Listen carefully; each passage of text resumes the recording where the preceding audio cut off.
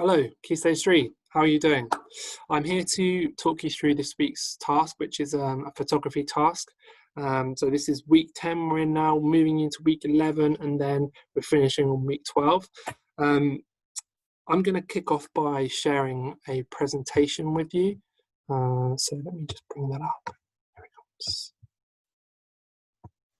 There we go. Right, so this is a trick that uses the panorama feature that you will find on most smartphones, whether they be Apple or Android. And most of us these days have access to a smartphone because they have pretty much replaced the home phone. So everyone should have access to one, even if it means borrowing your big brother's or your mum's for a few days, few hours, sorry, not a few days. And this is what we're going to be doing with our smartphones. We're going to be using the Pano setting to take a photograph with multiple images of a single figure in one shot. This might sound impossible, but through a sneaky trick, I will show you how actually it is, and it's very fun. So when you create your panorama, you have to include 3 or more images of the same person. I don't want to see any, just 2, because that's not as exciting or complex. There needs to be several, as many as you can really, but I'd recommend 3 or 4 is the best.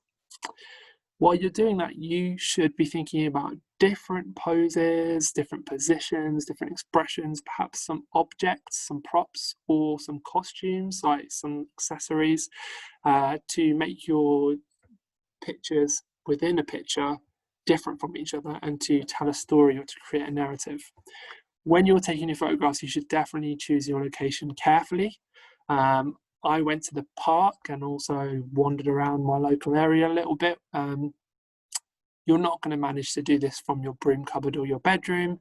You need a wide open space and a bit of room.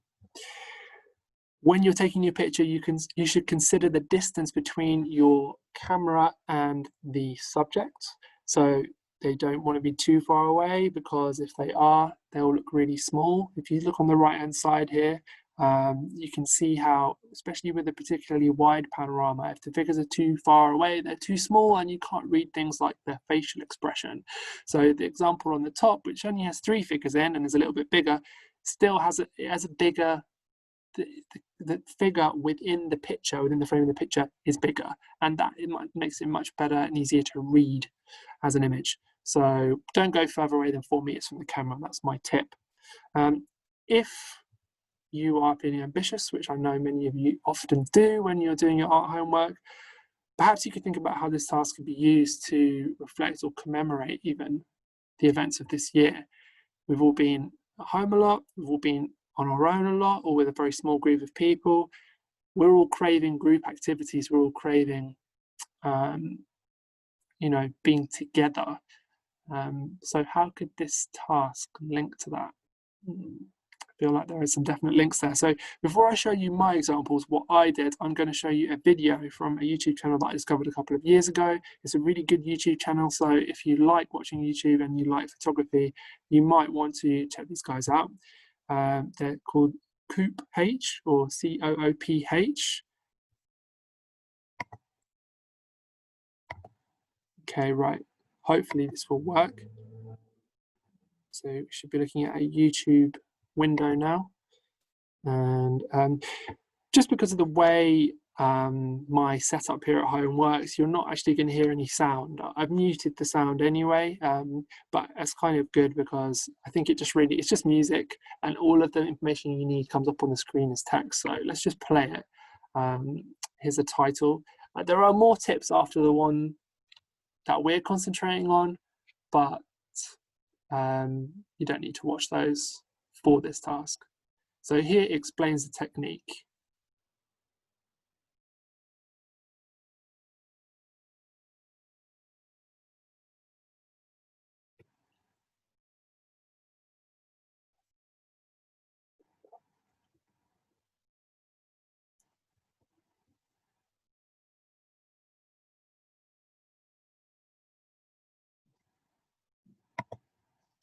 Okay, I'm going to play that again for you.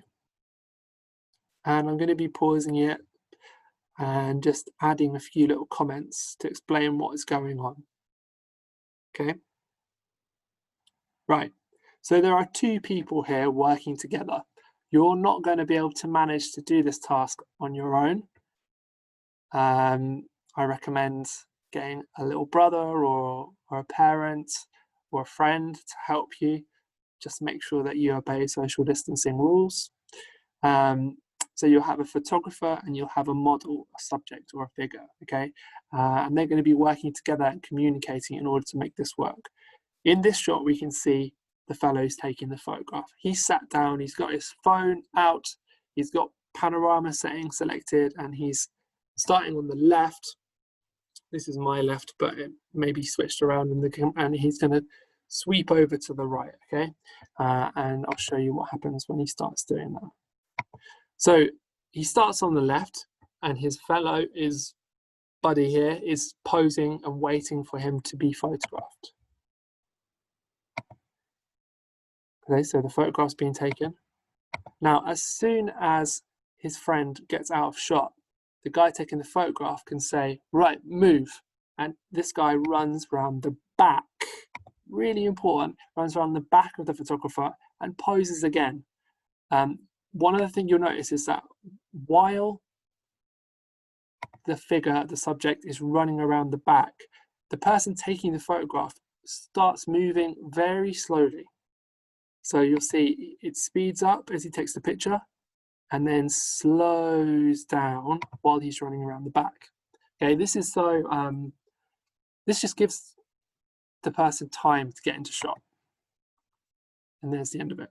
So a variety of poses there, okay, facing away, facing forward, sitting on the floor, and then using, you know, the old classic chin on the thinker pose.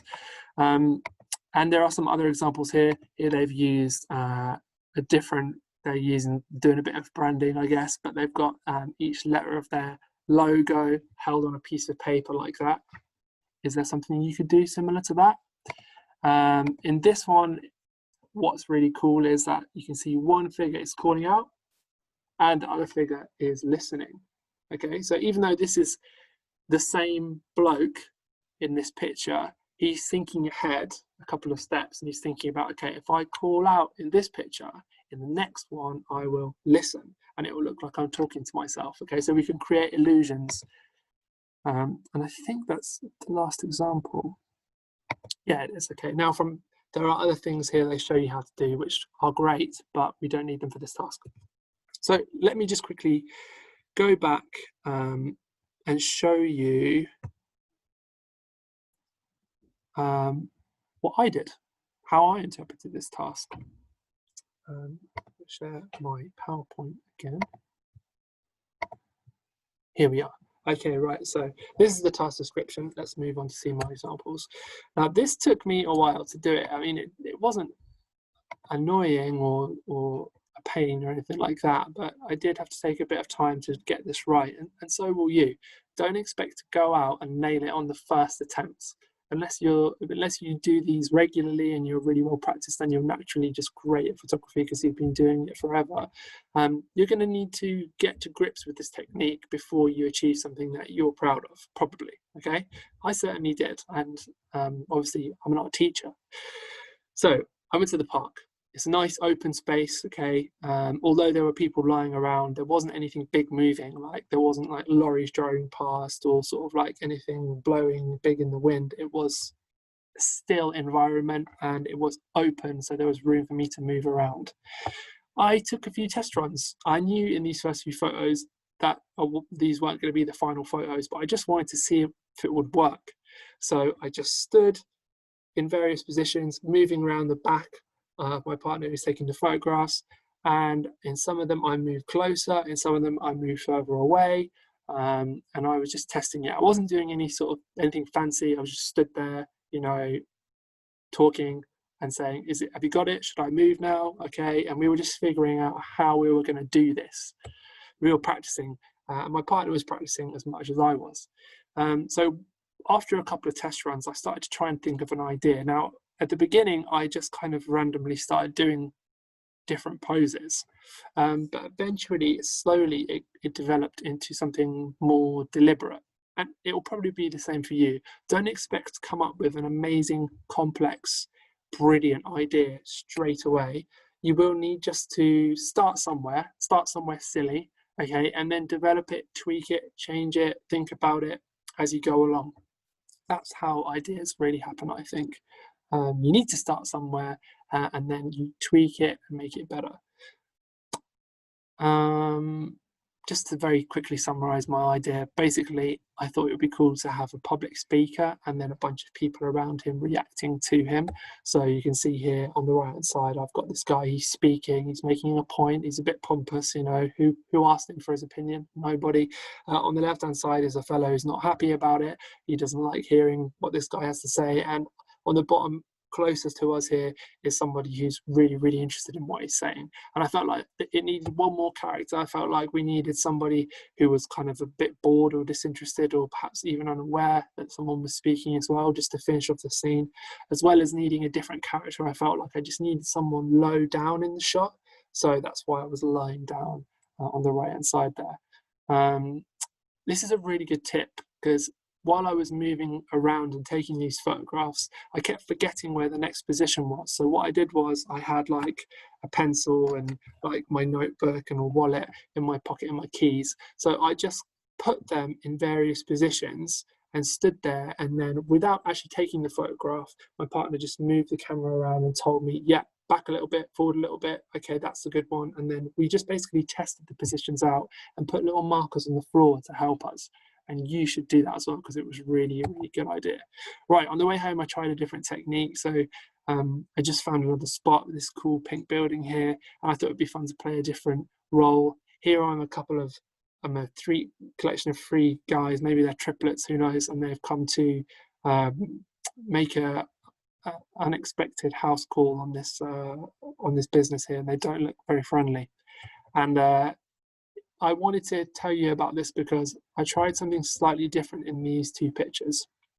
Instead of moving the camera rotating like this, okay, with these pictures, what we did was we kept the camera facing in the same direction, but we moved it like this, okay?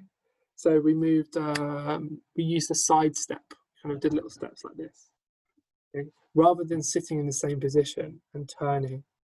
So we actually found this slightly more difficult to control, and as you can see, it produced some pretty amusing / disturbing distortions, which could have been cool, but in the end I thought that I was more interested in the idea that I had in the park, so that's what I stuck with.